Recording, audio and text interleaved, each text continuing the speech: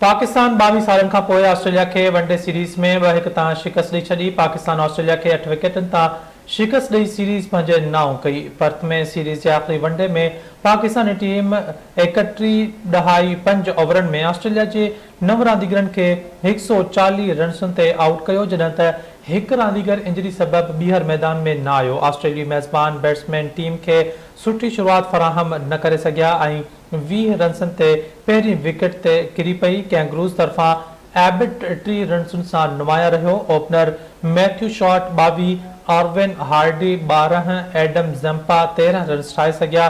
कप्तान Josh Inglis समेत को बि रांदीगर डबल फिगर में दाख़िल न थी सघियो। जोश इंग्लिस ऐं जैक फ्रेज़र 7 रन्सूं ठाहियूं, जॾहिं त कोपर कॉर्नविले 7 रन्सुनि ते रिटायर्ड हट थी वियो। गैलन मैक्सवेल ऐं लॉरेंस मोरिस खातो खोलण खां सवाइ पवेलियन वापसि थी विया।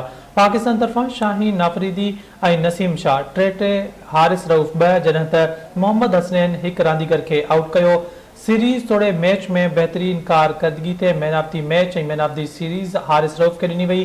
पाकिस्तान 22 सालनि खां पोइ ऑस्ट्रेलिया खे उन जी सरज़मीन ते वनडे सीरीज़ में शिकस्त ॾिनी आहे। उन खां अॻु 2002 में पाकिस्तान कैंगरूज़ जे ख़िलाफ़ ऑस्ट्रेलिया में वनडे सीरीज़ खटी हुई। उन खां अॻु पाकिस्तान ऑस्ट्रेलिया ख़िलाफ़ 3 वनडे मैच में टॉस खटे फील्डिंग जो फ़ैसिलो कयो हो। Sean Abbott 3, Matthew Short 22, Adam Zampa 13, Marcus Stoinis 8, Josh Inglis 7 runs ठाहियूं। गिलेन मैक्सवेल खातो खोलण बिना हारिस रऊफ़ हथां आउट थी वियो। नसीम शाह ऐं शाहीन आफरीदी 3 विकेटूं वरितियूं। हारिस रऊफ़ 2 ऐं मोहम्मद हसनैन 1 विकेट वरिती।